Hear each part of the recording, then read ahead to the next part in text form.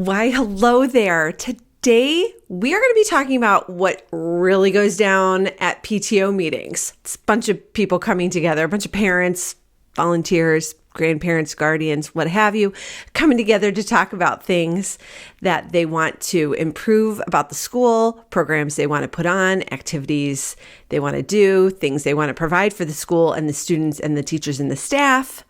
But let's get into what really happens, because you might actually be new and may never have had the pleasure of going to a meeting. So let's talk about it.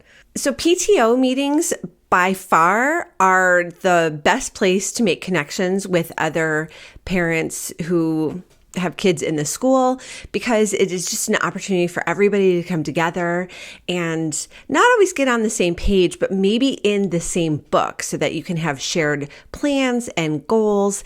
And it's really a time to come together and discuss those things, set them if you don't have them, and then discuss them and then make plans to put them into action.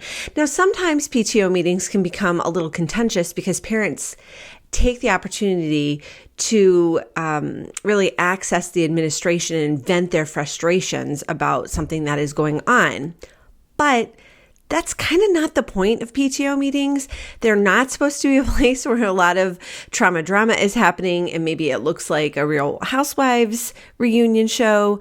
No, really, they're supposed to be kind of like setting you up to get all of the work that needs to be done for the PTO. So if your PTO meetings are devolving into a place where parents are just coming to complain, then I would suggest that you have a conversation with your principal and figure out how they can kind of set up separate times to deal with those parents, and maybe suggest to parents that they set up times with the administration to discuss their concerns, because the PTO is there not for that reason. On a month-to-month basis, here's really what you're supposed to be covering at a PTO meeting.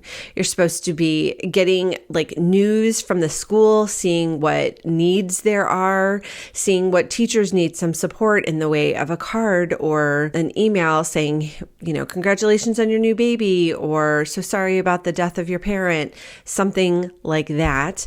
You should also be voting on actions that need to be made. Now, whether or not you need to vote on something probably is covered in your bylaws and standing rules, but usually most of the votes are concerning how money is going to be spent. So at the start of the year, of course, you should be approving your budget. And then after that, if adjustments need to be made, then you probably need to make a vote on them on a regular basis, like monthly, making sure that everything is in financial order so that you're not going to run out of money, because PTOs have no way for going into the red.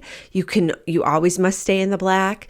And you always have to keep a buffer so that the risk of running to zero is not there, because zero is a very hard place to get out of, because it usually takes money to make money.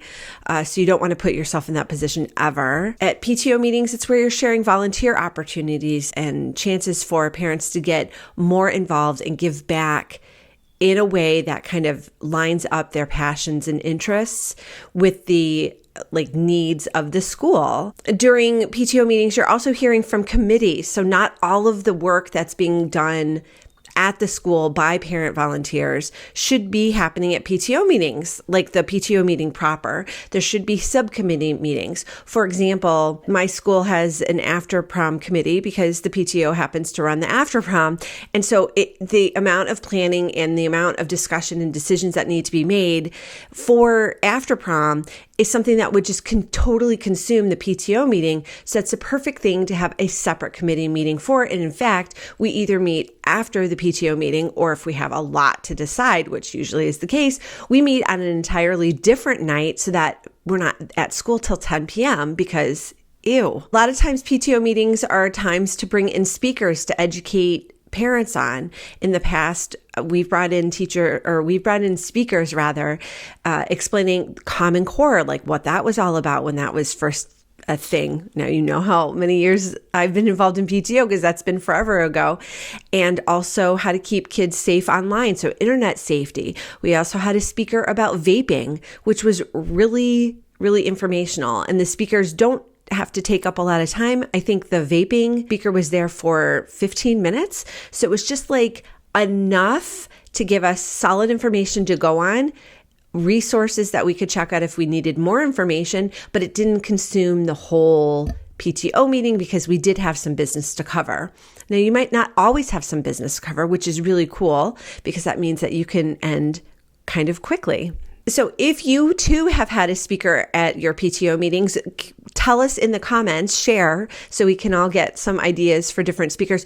What's been your favorite speaker that's ever come to a PTO meeting? Like, let us know what topic they talked about, so maybe we can invite that into our next PTO meeting too. Perhaps the biggest benefit of PTO meetings is getting everybody in the room that's a potential decision maker. So meaning the PTO leaders, the committee chairs, the volunteers, and as well as the school administration, getting them all in one place so that you can hash out some plans, be alerted to potential roadblocks, maybe even work through some roadblocks, and then make detailed plans to put those to like make those goals come to life. It's way easier to talk things out in person than it is to have a long email chain or an extensive email thread that goes back and forth, because things get lost in not translation, but kind of things can be misunderstood and people can get their feelings hurt